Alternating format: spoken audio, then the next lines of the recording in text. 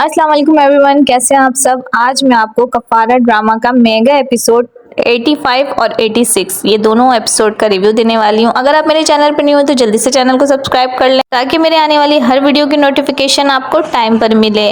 Review पसंद आए तो लाइक करें, शेयर करें और एक प्यारा सा कॉमेंट करें। तो चलिए रिव्यू स्टार्ट करते हैं।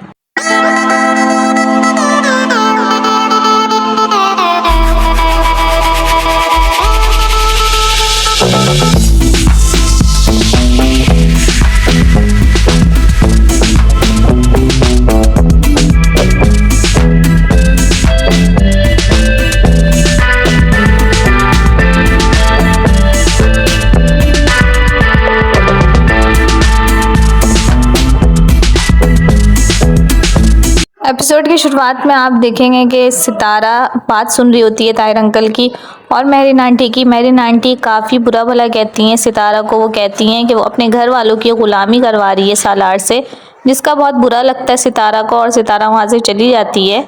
दूसरी तरफ निम्मी की शिकायतें हो रही हैं। यहाँ पर निम्मी के बारे में कहा जा रहा है कि उसने गिलास मारा है कासिम को, वो पागल हो गई है। सब कह रहे हैं कि आप लोग इसको अपने घर ले जाओ। उसके जितने ससुराल वाले हैं सब उस पर इल्ज़ाम लगा रहे हैं कि वो लड़की पागल हो गई, एक नंबर की बदतमीज़ है और इसे यहाँ से ले जाओ। और सालार बताता है यहाँ पे ज़ुएब को तुम बरी हो चुके हो क्योंकि तुम हॉस्पिटल में थे उस दिन जिस दिन चोरी हुई थी, इसलिए तुम्हारी बचत हो गई, कैमरे की फुटेज मिल गई है और मैं तुम्हें ये फॉर्म दे रहा हूँ, इसे फिल करो और कॉलेज में एडमिशन करो। जिस पे ज़ुएब कहता है कि नहीं, अगर मैं कॉलेज में एडमिशन करूँगा तो फिर मेरी बहन किरण का ख्याल कौन रखेगा। जिस पे सालार कहता है देखो, बहनों पे नज़र रखना ज़रूरी नहीं होती, उनका मान करना पड़ता है, उनकी इज्जत करनी पड़ती है। और ताया जी के घर में आती है सितारा।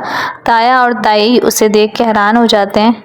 ताई जी खाना लेकर आती हैं जिसपे ताया जी कहते हैं कि यहाँ इतनी बदनामी हो गई है, मेरा सांस लेना मुहाल है और तुम खाना लेकर आ गई हो। जिसपे सितारा कहती है अब लोगों के डर से भूखा तो नहीं रह सकते ना ताया जी। जिसमें ताई जी कहती हैं कि देखो सितारा, हम तुम्हारी तरह ना तो काली शीशों वाली गाड़ियों में घूमते हैं और ना ऊंची दीवार वाले महलों में रहते हैं, इसलिए हमारे ऐब नहीं छुप सकते, हमें हर आग के सवाल का जवाब देना पड़ता है। दूसरी तरफ सालार आ जाता है और सितारा भी होती है, दोनों टकराते हैं। जिसपे सालार कहता है तुम यहाँ क्या कर रही हो। सितारा कहती है ये मेरा घर है। सालार कहता है ये घर तुम्हारा नहीं है, जहाँ मैं तुम्हें सुबह छोड़ के आया था वो असल तुम्हारा घर है, अभी और इसी वक्त घर जाओ। लेकिन सितारा उसकी नहीं सुनती है। जिस पर सालार उसका हाथ पकड़ लेता है और कहता है मेरी बात सुनो सितारा, जो मैं बोल रहा हूँ वो करो और अभी इसी वक्त घर जाओ। जिस पे ताई जी आ जाती हैं, कहती हैं कि ये हाथ पकड़ना वकड़ना यहाँ नहीं करो, यहाँ तुम्हारा जवान भाई भी रहता है, जो करना अपने घर जाके करो।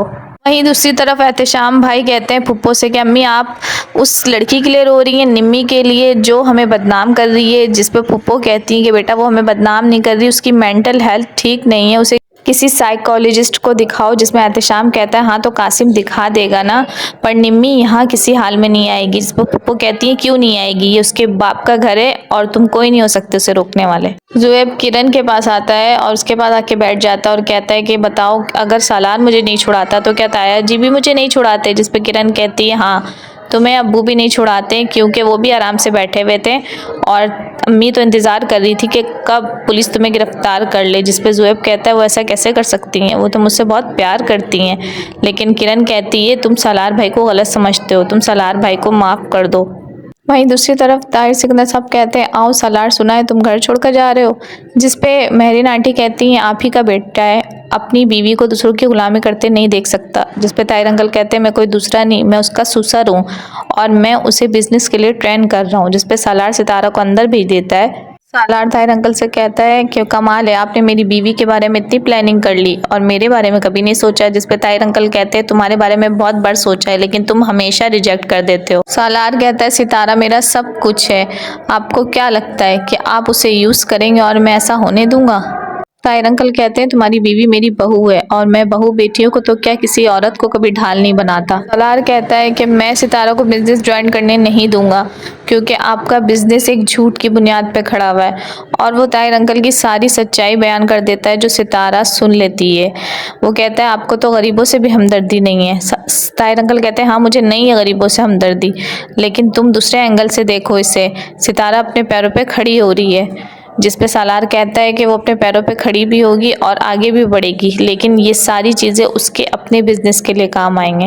अलार कहता है कि मैं छोड़ के चला जाऊंगा ये घर और सितारा को लेके जाऊंगा, जिस पे ताहिर अंकल कहते हैं अगर तुम उसको यहाँ से लेके जाओगे तो तुम उसे खो दोगे, क्योंकि वो सिर्फ तुम्हारे साथ मेरी वजह से। जिस पे सालार हंसता है और कहता है अच्छा, तो आपको भी मॉम की तरह ये लगता है कि वो सारे इस लग्जरी और इस दौलत की वजह से मेरे साथ रह रही है। जिस पे ताहिर अंकल कहते हैं नहीं, तुम्हारी दौलत समेत तुम्हें ठोकर मार के वो कब की जा चुकी होती अगर मैं बाप बनकर उसके सर पर हाथ नहीं रखता। सितारा सालार से कहती मुझे अभी आपसे बात करनी है। जिस पर सालार कहता है क्या बात करनी है, तुम डैड का बिजनेस क्यों ज्वाइन करना चाहती हो, मैं तुम्हारे लिए कमा नहीं सकता हूँ। जिस पर सितारा कहती है हाँ, आप तो मेरी कीमत भी चुका सकते हैं। जिस पर सालार कहता है वो मेरी मजबूरी थी, कितनी दफ़ा बता चुका हूँ, क्या मेरी मोहब्बत के बदले तुम मेरी ये गलती भुला नहीं सकती हो। जिस पर सितारा कहती है आपने मेरे भाई के लिए जो कुछ भी किया उसके बाद मेरे दिल में आपके लिए कोई शिकायत नहीं है, बस मुझे पता है कि आपकी ज़िंदगी में मेरी हैसियत क्या है। जिस पे सालार बोलता है मेरी ज़िंदगी में तुम्हें ये पता है कि मेरे दिल में तुम्हारी क्या हैसियत है। जिस पे सितारा कहती है हाँ मुझे पता है, इसलिए तो कहती हूँ मुझे छोड़कर अपने आप को इस अजियत से निकालें। सालार अपने जॉब, जहाँ वो जॉब करता है वहाँ के ओनर से बात कर रहा होता है और मशवरा कर रहा होता है कि वो क्या करे। वो चाहता है कि वो रेंट पे घर ले ले, वो कहता है कि ब्रोकर से मिलवा देने। जिस पे वो समझाते हैं सालार तुम्हें एक लग्जरियस की आदत है, इसलिए तुम कैसे रहोगे रेंट पे, तुम माँ बाप के सपोर्ट के बिना नहीं रह सकते। जिस पर सलार कहता है सॉरी, आप मुझे डिस्करेज कर रहे हैं।